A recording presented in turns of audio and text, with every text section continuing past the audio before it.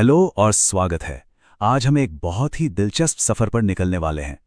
हम देखेंगे कि कैसे खाने का एक छोटा सा निवाला हमारे शरीर से गुजरता है और फिर पूरे ग्रह के लाइफ साइकिल पर असर डालता है। तो चलिए शुरू करते हैं। हम सब खाते हैं, ये तो जिंदगी का एक बहुत ही बेसिक रूल है। पर क्या कभी सोचा है कि मुंह में एक निवाला डालने के बाद असल में होता क्या है? बस यही एक सवाल हमें एक छोटी सी कोशिका से लेकर पूरे के पूरे इकोसिस्टम तक के सफर पर ले जाएगा। तो आज का हमारा सफर कुछ ऐसा दिखेगा। हम एक निवाले के अंदर क्या है वहां से शुरू करेंगे, फिर देखेंगे कि शरीर में उसके साथ क्या होता है, फिर थोड़ा जूम आउट करके जानवरों के खाने की आदतों को समझेंगे, विशाल फूड वेब को जानेंगे और आखिर में प्रकृति के उन खास टूल्स को देखेंगे जो इस पूरे सिस्टम को चलाते हैं। तो चलिए सबसे पहले शुरू करते हैं पहले पड़ाव से। वो निवाला आखिर होता क्या है उसमें? हम चाहे कुछ भी खाएं, असल में उसमें ये 5 जरूरी चीजें ही होती हैं। कार्बोहाइड्रेट्स जो हमें फौरन एनर्जी देते हैं, प्रोटीन्स जो हमारी बॉडी को बनाते और रिपेयर करते हैं, और फिर फैट्स, मिनरल्स और विटामिन्स। ये सब हमारी मशीनरी को स्मूथली चलाने के लिए जरूरी हैं। एक तरह से ये हमारी बॉडी के लिए फ्यूल और बिल्डिंग मटेरियल दोनों हैं। ठीक है, तो हमने खाना खा लिया, अब देखते हैं शरीर के अंदर की कहानी। ये एक कमाल की प्रोसेस है। ये पूरी प्रक्रिया बहुत ही स्मार्ट और एफिशिएंट है। सबसे पहले तो मुंह में ही काम शुरू हो जाता है लार के साथ। फिर पेट का एसिड उसे और छोटे छोटे टुकड़ों में तोड़ता है। इसके बाद कार्बोहाइड्रेट्स जैसी चीजें ग्लूकोज में बदल जाती हैं। बेसिकली एनर्जी का सबसे सिंपल फॉर्म। हमारी बॉडी फिर इस ग्लूकोज को एब्जॉर्ब करके हमारी एक एक कोशिका तक पहुंचाती है, जो इसे दिन भर काम करने के लिए फ्यूल की तरह इस्तेमाल करती हैं। तो ये तो हो गई हम इंसानों की बात, हमें ऐसे एनर्जी मिलती है। पर जानवरों की इतनी बड़ी दुनिया का क्या? हर कोई एक जैसा तो नहीं खाता। तो सवाल ये है कि उन्हें एनर्जी कैसे मिलती है। चलिए अब जरा देखते हैं कि प्रकृति ने खाने की आदतों के हिसाब से जानवरों को मोटे तौर पर किन 3 ग्रुप्स में बांटा है। सबसे पहले आते हैं हर्बिवोर्स, यानी कि शाकाहारी।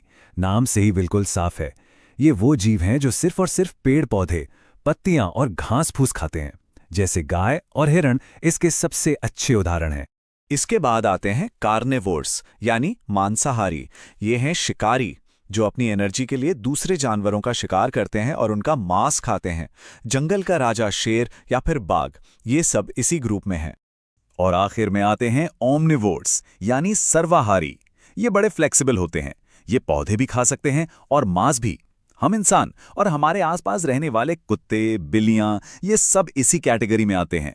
तो ये तीनों ग्रुप्स, शाकाहारी, मांसाहारी और सर्वाहारी, मिलकर नेचर में एक तरह का बैलेंस बनाए रखते हैं। शाकाहारी पौधों की आबादी को कंट्रोल करते हैं, तो मांसाहारी शाकाहारियों की, और सर्वाहारी इस पूरे सिस्टम में जहां जरूरत हो वहां फिट हो जाते हैं। सब कुछ एक दूसरे से जुड़ा हुआ है। पर ये सिर्फ अलग अलग खाने वाले ग्रुप्स नहीं है, ये सब एक बहुत बड़े कॉम्प्लिकेटेड सिस्टम का हिस्सा है। तो सवाल ये है कि ये सब आपस में जुड़े कैसे हैं? और इसका जवाब हमें मिलता है फूड वेब या खाद्य जाल में। इसे आप प्रकृति में एनर्जी के फ्लो का एक मैप समझ सकते हैं, जो हर जिंदा चीज को एक दूसरे से कनेक्ट करता है। फूड चेन का आइडिया बहुत सिंपल है। एनर्जी हमेशा एक ही डायरेक्शन में बहती है, प्रोड्यूसर्स यानी पौधों से उन्हें खाने वाले जानवरों तक, और फिर उन जानवरों को खाने वाले दूसरे जानवरों तक। ये एनर्जी का एक वन वे ट्रैफिक है, एक अटूट फ्लो। इस पूरी चेन में 3 मेन प्लेयर्स होते हैं। सबसे पहले प्रोड्यूसर्स, यानी हरे पौधे जो सूरज की रोशनी से खुद अपना खाना बनाते हैं।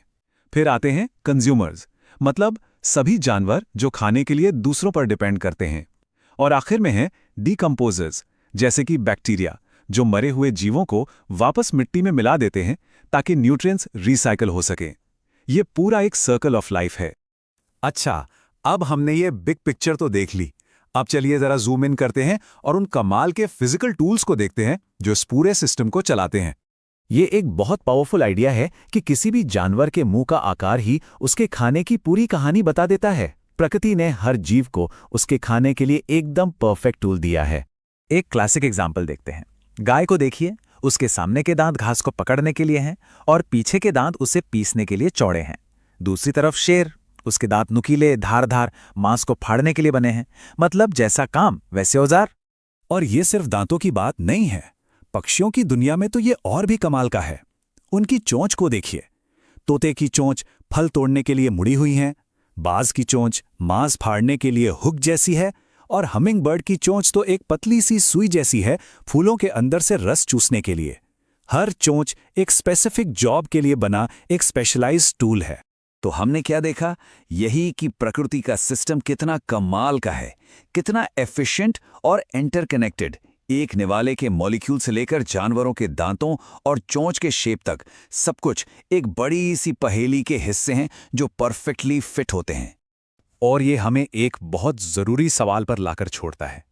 हमने देखा कि ये पूरा सिस्टम कितने नाजुक बैलेंस पर टिका है। तो ज़रा सोचिए, अगर इस कॉम्प्लिकेटेड चेन की एक भी कड़ी टूट जाए तो इस पूरे सिस्टम का क्या होगा? ये सवाल हमें याद दिलाता है कि प्रकृति का ये बैलेंस कितना कीमती है और इसे बचाना कितना ज़रूरी है।